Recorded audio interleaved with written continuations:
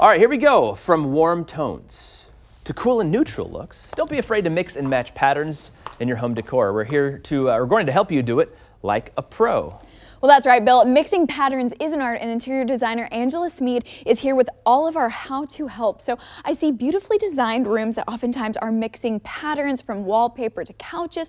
You know, if we want to do this in our own home, where do we start? Okay, I usually start with my clients by asking them to choose a color tone that they love, whether they're into neutrals or they're into warm tones or cool tones. And once they decide on that, then that's a great jumping off point. Okay, so you've brought some sample boards here, and this is actually from a home you're working with right now. It is. My client fell in love with this fabric, and so I kind of just pulled a bunch of others together to work along with this. This is going to be a curtain panel for a master bedroom, and this is her quilt that we're putting on the bed. And then you can see I've done different size scale. So we talked a little bit about scale. So what that means is that we're just kind of changing the size. So if you have different sizes of patterns, then it just kind of lends itself to a more cohesive look. This is so beautiful. I was like, we got to get a closer look at this. Once your client, someone you're working with, they select the color scheme they like and they found the perfect fabric, where do we go from there?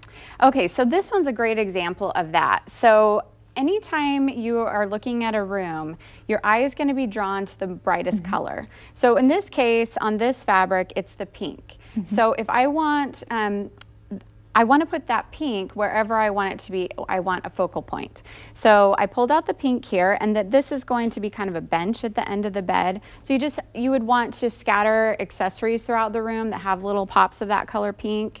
And then moving on. Let's take a look at this one, right? This is such a beautiful color, and we're looking at these botanicals, and we've got this lovely fabric here.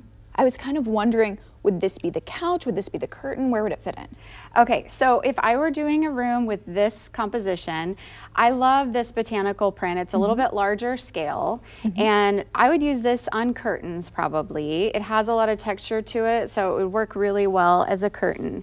And then if we want to pull in a different scale, we could pull in this botanical as like a pillow. So you can see that this darker green is kind of pulling out the darker green in this fabric. And then everything on this board technically has a pattern to it, but yet everything all goes together. So this could be a sofa, and it has like a pattern and a texture as well. This could be a chair in the room, and these could just all be sort of throw pillows. These neutrals just kind of bring out some of the neutral tones in the curtain fabric, which ties everything together. Okay, and when we're talking about scale, let's say out of all these lovely patterns, you know, this was our favorite. Would we want that to be like a curtain, a wallpaper, something like that? It just depends on where you want your eye to focus on. Okay. So if you want this to be the focal point, then you want to put that centered to the room. So if this were on a sofa, like a long lumbar pillow on a sofa, your eye would be really honed in on that sofa, and you'd probably want to find some art that was complementary in color to kind of bring the focus to that sofa with this lovely throw pillow. Okay, and you've put together so expertly all of these design boards. So let's talk about the one in the middle. You know, how does this actually work, or how does this help somebody plan out the design scheme for a room? Okay, this would be, I love this composition here of all these different fabrics. It has more of a masculine feel to it, but it also has kind of a romantic feel to it too. A lot of luxe fabrics. We got this fuzzy one. Yes, love the fuzzy one. You can see here, this is a tiny little kind of a modern print. And even though this one's a little bit smaller, it has a similar pattern to this one, but this one's a little bit bigger, a little bit brighter, a little more defined.